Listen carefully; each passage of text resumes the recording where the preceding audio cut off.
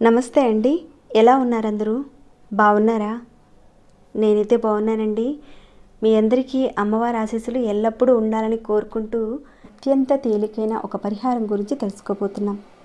బుధవారం రోజున మీరు ఈ చెట్టు మొదట్లో దీనిని పెట్టండి. మీ జీవితం మారిపోతుంది. అదృష్టం మిమ్మల్ని వరిస్తుంది. ఈ మాట మీలో కొందరు అనొచ్చు, పని చేయకుండా అంటే ఏ పని చేయకుండా ఈ పరిహారం చేసుకుంటే అదృష్టం వరిస్తుందా, ధనం వస్తుందా అని ఇలా అడిగేవారు కొందరు ఉంటారు.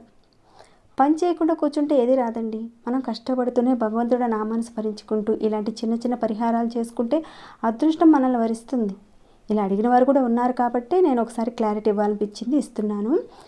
చాలామంది మా జీవితం బాగోలేదండి, చాలా ఇబ్బందికరంగా ఉంది, అటు కుటుంబ పరంగాను ఆర్థిక పరంగాను అదృష్టం లేదని చాలామంది అడుగుతున్నారు. మీరు బుధవారం రోజుని చిన్న పరిహారం చేసుకోండి. ఖచ్చితంగా మీ జీవితం మారుతుంది. అదృష్టం భరించడమే కాకుండా మీకున్న దురదృష్టం తొలగిపోయి ధన ద్వారాలు తెరుచుకుంటాయి.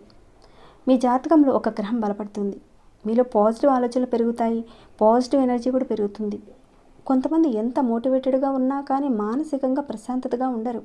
అటువంటి వారి పరిహారం చేసుకుంటే ఖచ్చితంగా మానసికమైన ప్రశాంతతతో పాటు సంతోషం కూడా లభిస్తుంది.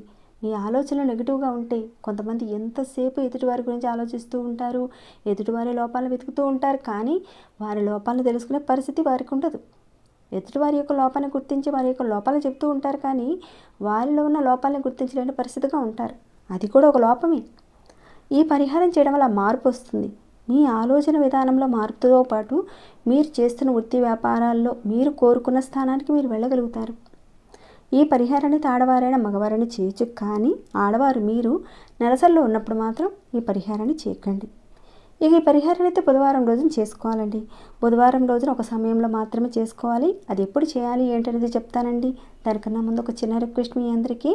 ఇప్పుడు ఏదైతే సమస్యల గురించి చెప్పానో ఆ సమస్యలు మీకున్నా లేకున్నా ఉండేవారికి చేరేలా ఈ వీడియోకి ఒక లైక్ అండ్ షేర్ చేయడం మర్చిపోకండి. ఇలాంటి మరెన్నో ఉపయోగపడే వీడియోస్ మీ ముందుకు తీసుకొచ్చేలా నాకు మోటివేట్ ఇచ్చిన వారు అవుతారు. ఇంకా మరెన్నో సమస్యల గురించి మన ఛానల్లో చాలా పరిహారాలు ఉన్నాయి. ఒక సమస్య మీదనే ఎన్నో ఉన్నాయండి. మీ సమస్యల నుంచి మీరు బయటపడాలనుకునేవారు, మన సనాతన ధర్మంలో ఉన్న ఇలాంటి విషయాలను తెలుసుకోదలుచుకున్నవారు మన ఛానల్ సబ్స్క్రైబ్ చేసుకుని డైలీ వాచ్ చేస్తూ ఉండండి. ఇక ఈ పరిహారం మాటకి వెళితే, ఈ పరిహారానికి కావాల్సింది ఏంటంటే నానబెట్టిన శనగపప్పు కావాలండి. ఇక్కడ నేను నానబెట్టిన శనగపప్పు చూపిస్తాను. ఈ పప్పును మీరు కొద్దిసేపు నానబెట్టి ఉంచుకోండి. ఒక పిడికెడు శనగపప్పు తీసుకోండి. అలానే ఒక గ్లాస్ నీళ్ళు కావాలి.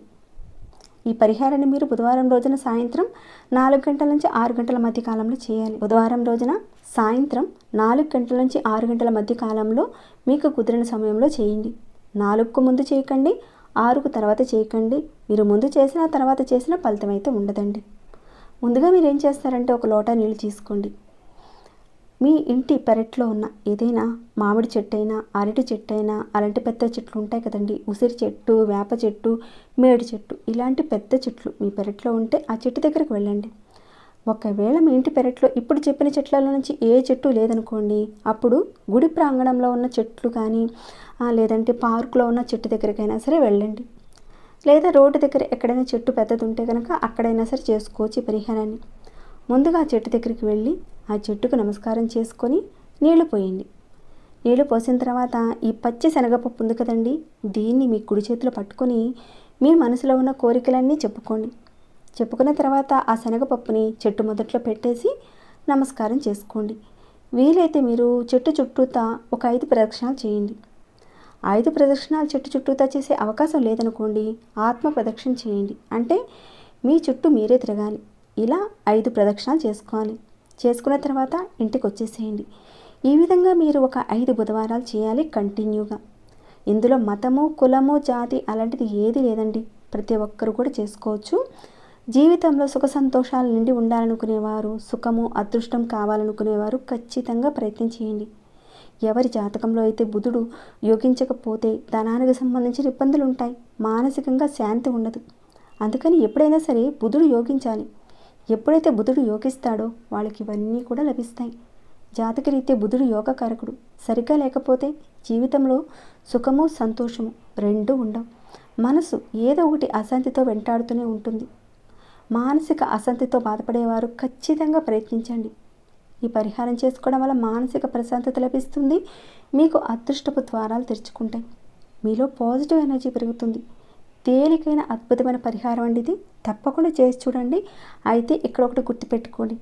ఇక్కడ మీకు ఈ శనగపప్పు దొరకపోయినా ఒకవేళ అక్కడికి వెళ్ళి చేయడానికి చుట్టుపక్కల వారు ఎవరైనా చూస్తారేమో, ఆ విధంగా మీకు సిగ్గుపడేలా ఉంటే కనుక చేయకండి. ఇది మీకోసం చేస్తున్నది. మీకున్న సమస్య తీరడానికి చేసుకునేది. పూర్తిగా విశ్వాసంతో కాన్సన్ట్రేషన్ పెట్టి చేయండి. మంచి ఫలితాలు ఉంటాయి. అవుతుందా లేదా అని అనుమానంతో మాత్రం చేయకండి. చాలా శక్తివంతమైన తేలికైన పరిహారం. ఖచ్చితంగా మీరు 5 బుధవారాలు చేయాలి. ఈ 5 బుధవారాల మధ్యలో ఆడవారికి నెలసరి సమయం వచ్చినప్పుడు ఆ వారాన్ని మీరు వదిలేసి మిగతా వారాలు కంటిన్యూ చేయండి.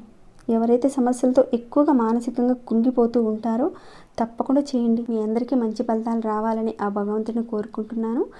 మరి మీ అందరికీ ఉపయోగపడింది అనుకుంటున్నానండి. మరి ఈ వీడియోకి ఇంకా లైక్ ఇవ్వని వారు ఎవరైనా ఉంటే ఒక లైక్ ఇవ్వండి. సబ్స్క్రైబ్ కానివారు సబ్స్క్రైబ్ చేసుకోండి. ఈ వీడియోని అయితే ఇంతటితో ముగిస్తున్నాను. మరొక భక్తి వీడియోలో మళ్ళీ మిమ్మల్ని కలుసుకుంటాను. అంతవరకు సెలవు.